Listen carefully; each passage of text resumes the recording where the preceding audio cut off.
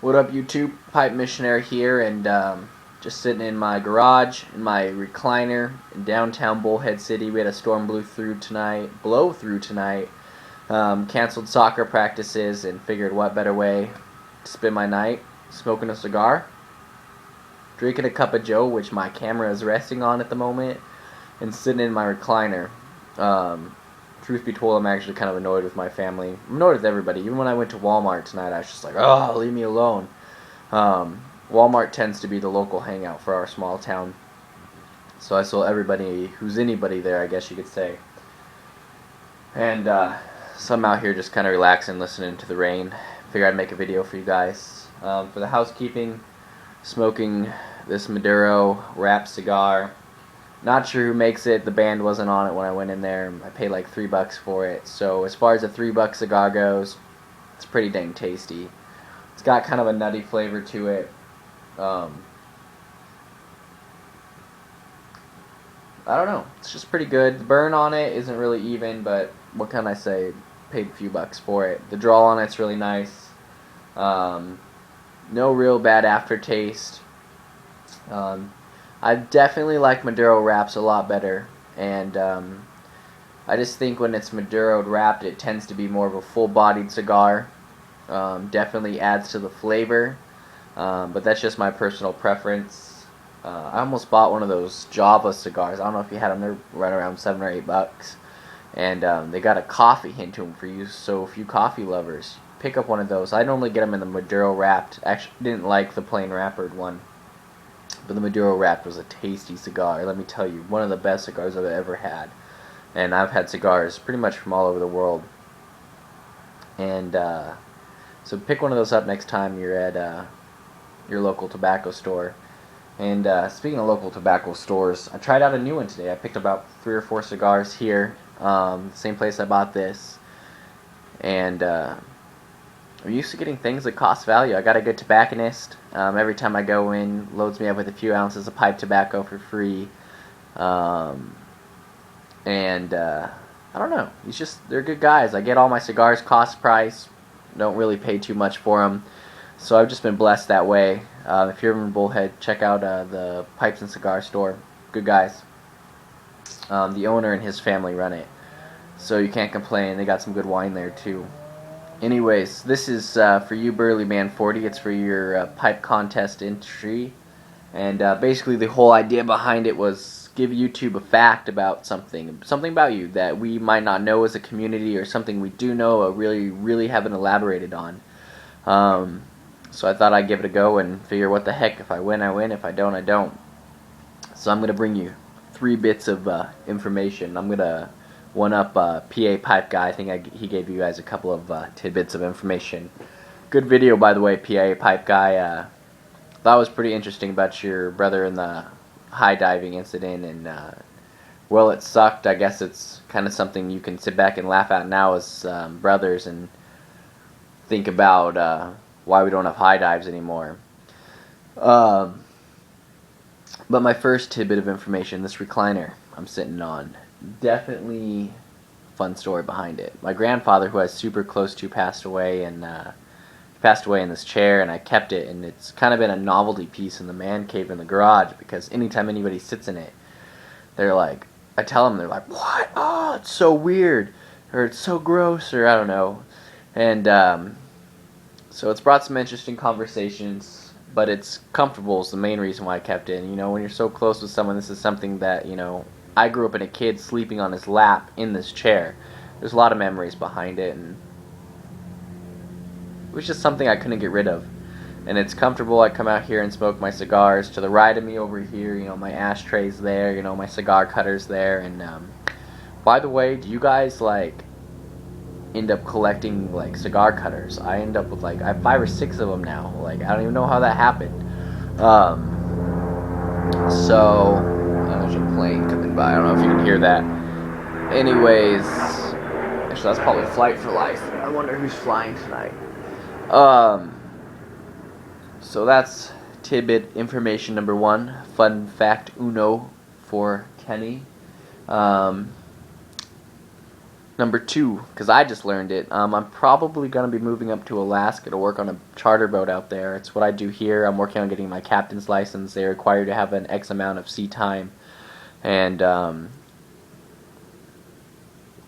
that's what I am looking to do in life. I want to get like I said, I want to get my captain's license, maybe be a tugboat captain or charter boat, or I don't know. It's just, I love being out there. I was born to be out there. And, just sitting out there and admiring God's beauty when you're in the water is just something words can honestly not describe. So I'm looking to hopefully get that job. Things are looking really well for it, actually. And so I'm actually going to shoot that Captain Steve's Lodge. If you're ever in Alaska, check him out. And if you're ever down here, check out Captain Doyle's Fun Fishing. But hopefully things will go well. Like I said, I'm going to email him tomorrow, and I'll fill you in as I get filled in. And the third one, just watching videos and reminiscing about Bulgaria. And you guys know I got the name Pipe and Missionary, and just thought I'd share with you guys some stuff I did there, a little bit about, me, maybe give you my testimony, I guess is the best way to describe it. Grew up in the church, didn't really understand it until I hit junior high. And my youth leaders at the time just really transformed me, and then the youth group fell apart. I was devastated. I was mixed up. I was a young kid, had a bunch of questions, and wasn't really sure, what to do from there. Buddy of mine was going to this church called Calvary Chapel, and that's when I switched over there, and I've been there ever since. I could basically owe my faith in who I am today to Calvary Chapel, Bullhead City, with being there for, a little over a year. I was teaching Sunday school, helping out in VBS's. Within 2 years, I was traveling to Europe with the team out there, and God just really captured my heart for Europe. I graduated high school, and I moved out to Bulgaria.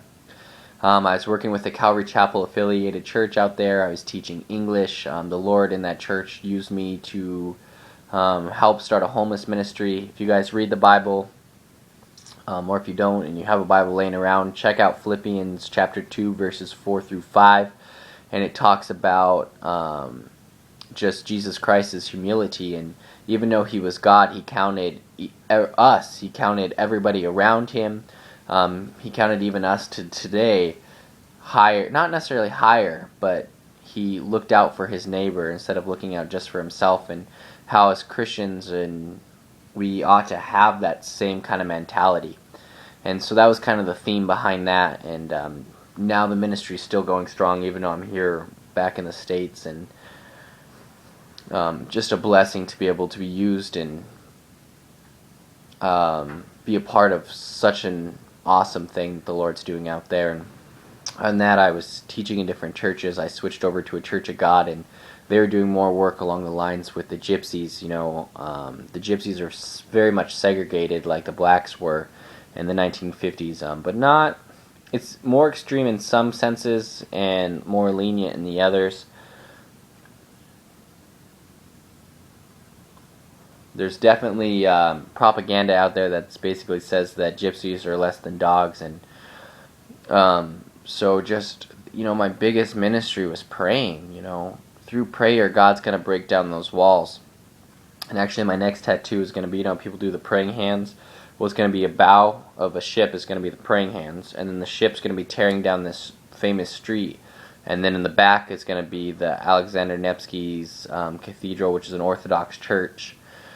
And it's the whole point of it is through prayer, God's going to knock down the walls in Bulgaria. So part of what I was doing is helping educate the gypsies as far as being able to put them into programs, teaching them the gospel, teaching them English, getting them into schools, into sports and activities, staying out of trouble, being a real light, a real example to the others around them.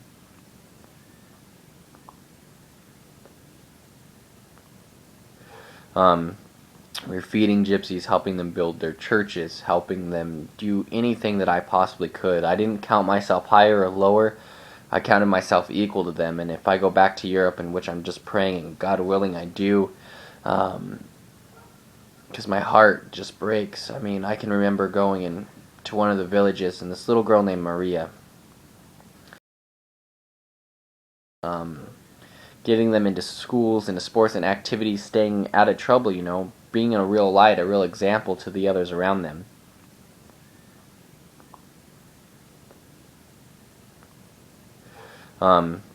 We're feeding gypsies, helping them build their churches, helping them do anything that I possibly could. I didn't count myself higher or lower. I counted myself equal to them. And if I go back to Europe, in which I'm just praying, and God willing I do, because my heart just breaks. I mean, I can remember going to one of the villages, and this little girl named Maria, beautiful as blue eyes, dirty, scrawny face, just dirt underneath her nails, and it just broke my heart. I think about that all the time, and I just want to go back and be able to talk to her. And she was probably 3 or 4 years old, and I was just the little things that the Lord used me to do out there. Head and shoulders, knees and toes, teaching them that in English. And I knew enough Bulgarian. Kak tova, which is what is this, and they would say it in Bulgarian, and I would say Angliski arm. And just those things that they cherish and they hold on to, bringing them just little tiny toys, It was just amazing to see their eyes light up, No one's ever cared about them like that, I've had them tell me, no one's ever believed in me until you came along, and, I tell them it's not me. I mean, I believe in you, but it's Christ that brought me here. Thank Christ, Turn to Him. Look not on what you don't have, but look at what you do have, and count that as a blessing, and thank God for it every day. That's what I kept telling them, Habakkuk, God says, I'm doing great works in this world that even if you were told you would not understand, God's still doing those great works today. The question is, what are you going to do? Are you going to sit there and not be used? Are you going to sit there and not believe because of some silly reason? Or are you going to be a part of those great works that God's doing? Oftentimes we ask each other, and I got into this last time, what's God doing for you? And we should be saying, what are we doing for God? And so if you can't tell, I'm a missionary. I'm here sharing my heart with you, sharing my testimony. I preached out there. God somehow used my words. Obviously, you guys know I don't speak I speak well, but I get choked up sometimes. I get stuck on things. I go off on tangents if I don't have notes.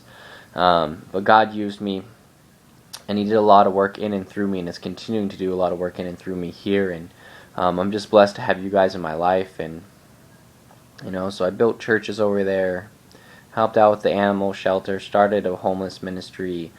Just was there. It's a post-communist country.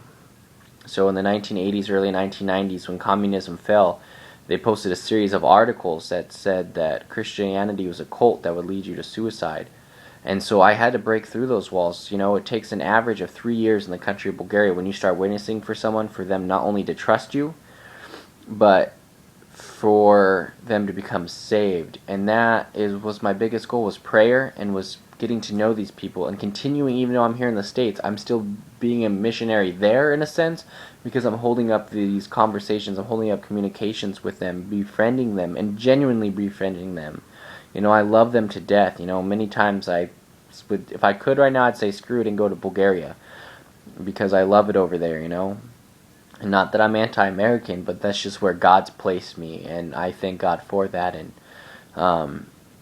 a lot of what the work I did was just building relationships. And so anyways, I hope this didn't get too deep. If you have any questions, video response to me. Thanks Burleyman40 for hosting this contest. I'm glad I got to share.